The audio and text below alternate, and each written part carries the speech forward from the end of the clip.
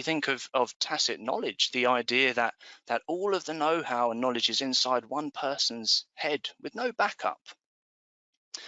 That means we have a lack of reliable definition and subsequently an increased risk of errors. All of the above lead us towards having an uncompetitive business.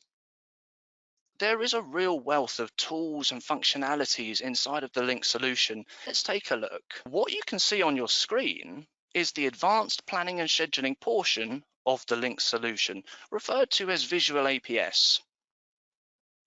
Now, the solution gives you tools to sort, group, and filter any of these attributes, but you're also able to create custom rules to organize and prioritize your work orders.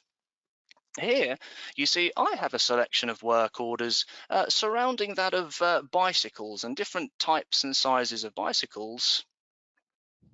Now, if we take a look at a work order, if we look at operation 1 here for this particular product, it is primarily routed to work unit MBFA 01 that we can see down here in the planning boards. Now, it might not be that kind of one-to-one or black and white scenario in your environment. It might be that this particular product could be scheduled and run on multiple or alternatives. And that definition is exactly what you can build into the solution. Now, the solution does cater for and allow you to manage unlimited constraint definitions. If we take a look at this work order, this same work order again, and notice how we see against operation 1, we have tooling assigned here in the form of a jig. Now, the system can see this as a secondary constraint to scheduling. Should you face those alternative type of scenarios where you have those scheduling flexibilities, as we can see, if I come up to the top here and just show you, what I can do is show the alternative flexibilities you might have, opening up that same work order. MBFA 01 is the primary work unit, but you see, we also have MBFA 02 and MBFA 04 as possible options. Should you have this type of scenario, you're also able to define constraints born of differing work unit capabilities. For example, if a product can run on these alternative work units, but perhaps at different throughputs, that is definable, as is if a product cannot run at all on one of these scheduling alternatives, also definable.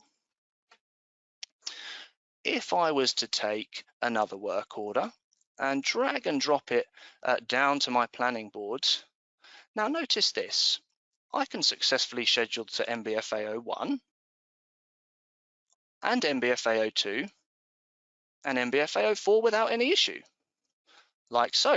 If I take another work order and proceed to drag down again, we see those same flexibilities, but now take a look at MBFA 02 here in comparison to MBFA 04 and 1. The throughput is scheduled to be 3 times as long, so that throughput constraint due to a differing capability is captured and reflected.